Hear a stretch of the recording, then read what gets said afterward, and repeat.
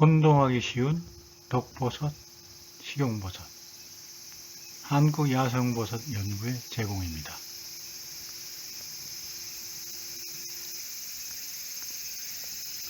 이제 본격적인 버섯철이 되어서 야생버섯이 산야에 많이 피어납니다.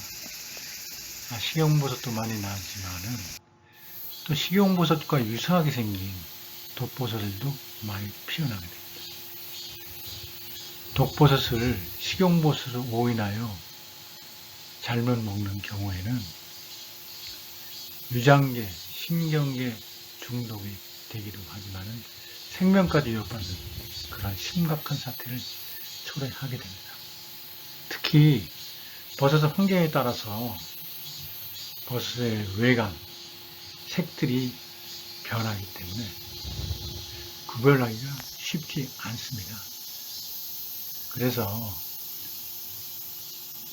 버섯을 잘 모르는 사람들은 그냥 야생버섯은 관상만 하시고 슈퍼에서 맛있는 안전한 양식버섯을 사 먹는 것이 최선입니다.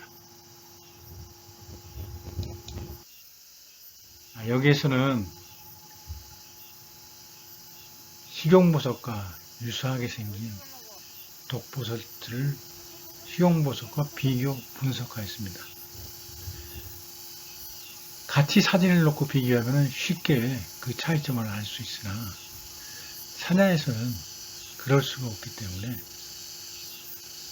그 차이점, 특징을 잘 숙지하셔서 독버섯을 식용버섯으로 오인하여 섭취하는 그런 일이 없기를 바라겠습니다. 노란 달걀버섯은 산림청 보호종입니다. 그래서 산야에서 발견하시더라도 관상만 하시고 함부로 채취해서는 안 됩니다. 노란 달걀버섯은 개나리 광대버섯과 아주 유사한데요. 개나리 광대버섯은 알 광대버섯의 근연종으로 아막토신을 함유하고 있습니다. 아주 치명적인 중독을 일으킵니다. 둘 다 노랗기 때문에 구별하기가 쉽지는 않은데 개나리 광대버섯 같은 경우에 갓 위를 보면 섬유상 인편이 살짝 깔려 있습니다. 노란 달걀버섯은 평화로고 약간 광택이 있습니다. 또 크게 다른 점은 바로 이 방사선이 노란 달걀버섯이 있습니다만 개나리 광대버섯은 없습니다. 또 주름살을 보면 개나리 광대버섯은 백색입니다.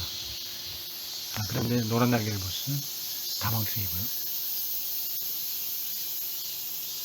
턱받이도 개나리 광대버섯은 백색이고 노란 달걀버섯은 황색입니다. 이 세 가지 포인트가 노란 달걀버섯과 개나리 광대버섯을 구별하는 포인트가 되겠습니다.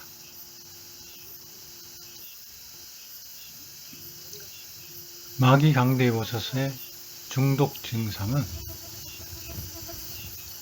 식후 30분 정도 되면은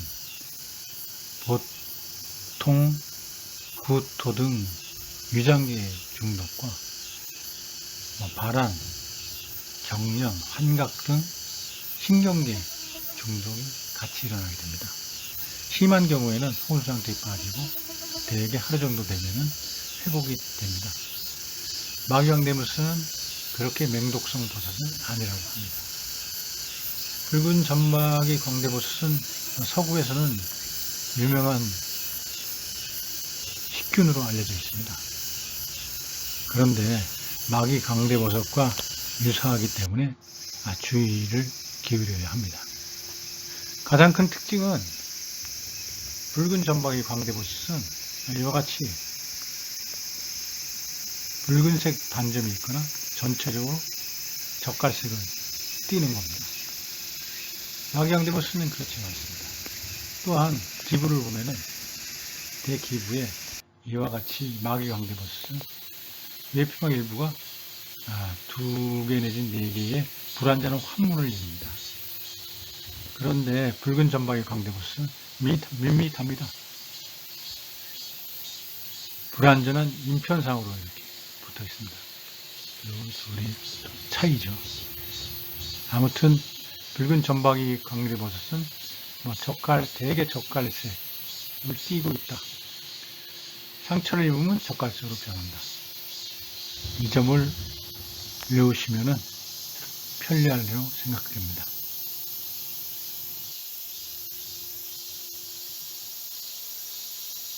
치명적으로 무서운 독을 가지고 있는 붉은 사슴뿔 버섯입니다. 이 붉은 사슴뿔 버섯에 중독이 되면 위장계와 신경계 증상이 나타나고요. 더 심하면은 심부전, 간부전, 호흡기 부전 이 증세가 나타나서 사망에 이르기까지 합니다. 또한 독성분이 피부 자극성이 강하기 때문에 버섯즙이 피부에 닿지 않도록 주의하여야 합니다. 이 보시면 완전히 크면은 붉은 사슴뿔 버섯과 불로초는 확연히 구별이 됩니다. 그런데 유기일 경우 어렸을 때는 보다시피 붉은 사슴뿔 버섯도 하나의 막대기 사고로 되어 있고 불로초도 역시 막대기 사고로 자라기 때문에 이 둘을 혼동하여 붉은 사슴뿔 버섯을 불로초로 잘못 알고 복용하는 경우가 많습니다. 상당히 유의하여야 할 버섯입니다.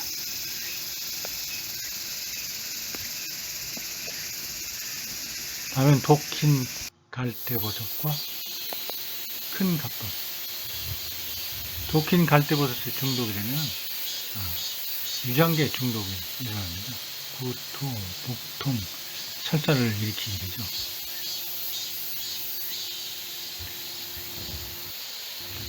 그 둘의 큰 차이점은 먼저 갓 표면에 인편이 독힌 갈대버섯은 그렇게 중앙이 모이게 되고요. 큰 갓버섯은 사방으로 방사상으로 퍼져 있는 것을 알 수가 있습니다. 또한 조직이 상처가 나면은 적색으로 변합니다. 큰 갓버섯은 변색이 없습니다. 이것이 큰 차이점입니다.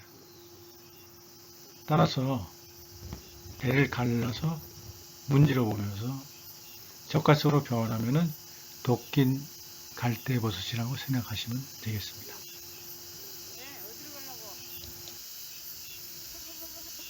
삿갓 뇌대버섯은 뇌대덮버섯과 혼동하여 중독이 많은 버섯 중에 하나입니다.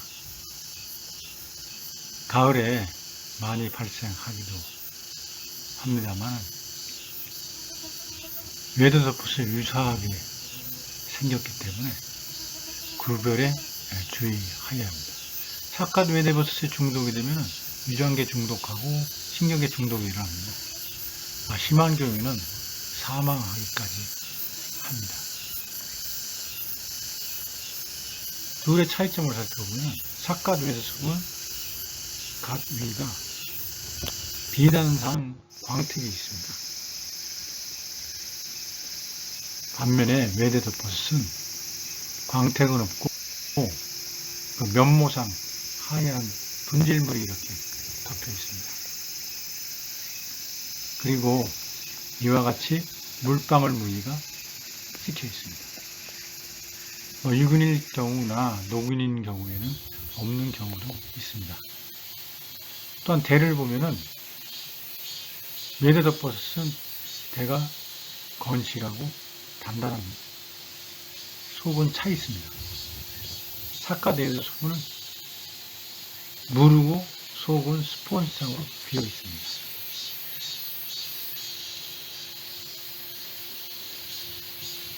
또 하나는 뇌대덮버섯은 조직의 맛이 씁니다. 삭과돼서는 그렇지 않습니다.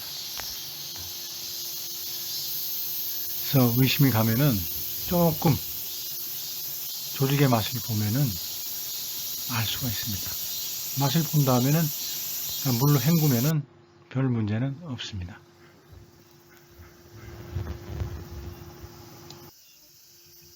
화경버섯은 환경부 지정 멸종위기 야생생물 2급입니다.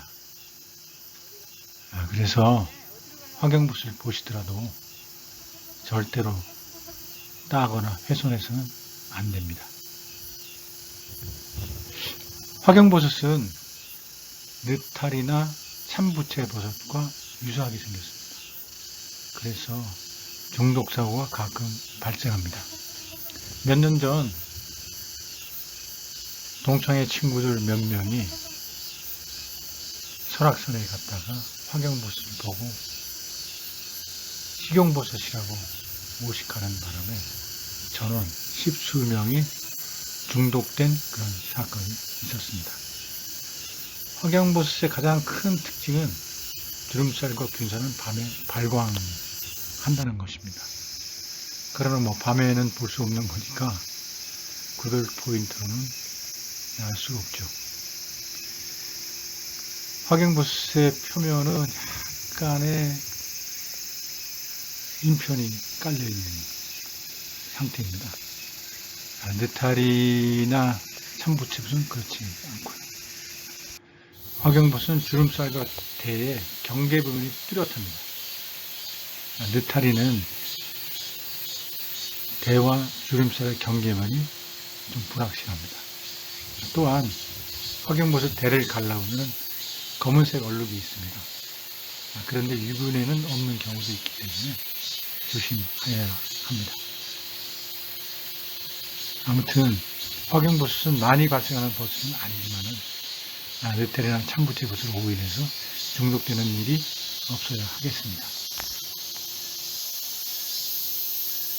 노란 계안버섯은 중독되면은 복통, 구루토, 설사 등이 일어나고 심한 경우에는 탈수, 쇼크가 일어나서 사망하는 경우도 있습니다.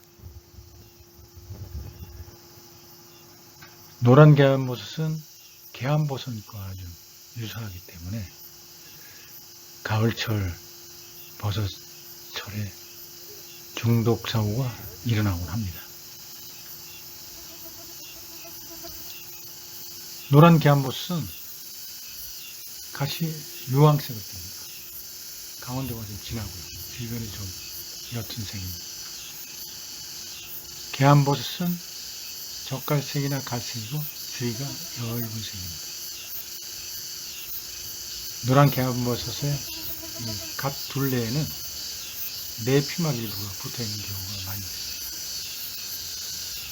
계안버섯은 그런 것은 없고요. 갓 위에 백색의 얇은 인편이 붙어있는 경우가 많이 있습니다. 또한 주름살을 보면은 노란 계안버섯을 보면은 녹갈색입니다. 약간 녹색기가 있죠. 계안버섯은 갈색, 담갈색입니다. 요 주름살의 색이 구별 포인트라고 보시면 됩니다. 녹갈색이라는 것을 기억하시면 편리하겠습니다. 마기 곰보버섯에 중독이 되면 구토, 설사, 경련 등 유장계 중독이 일어나고 심한 경우에는 황달, 구열, 현기증이 발생합니다. 아주 심하면은 이틀 내지 나흘 만에 사망한 예도 있습니다. 재미있는 것은 유럽에서는 마귀 곰보버섯을 식용하고 있다는 겁니다. 물론 특별한 조리법을 이용해서 먹기 때문에 안전하다고는 합니다. 그렇지만 한국에서는 그런 얘기가 없기 때문에 맹독버섯으로 생각하시면 되겠습니다. 곰보버섯은 서구에서는 모렐이라고 하여서 아주 유명한 식균입니다.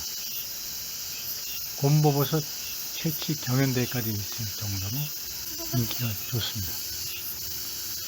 둘을 사진으로 보면은 금방 알 수 있습니다. 곰보버섯은 이렇게 망목상으로 되어 있고, 마기 곰보버섯은 뇌같이 쭈글쭈글합니다. 속은 비어 있고요. 양쪽 다. 두 비교 사진을 보시면은 금방 알 수 있습니다만은 각기 봤을 때도 구별할 수 있도록 충분히 기억하시기 바랍니다.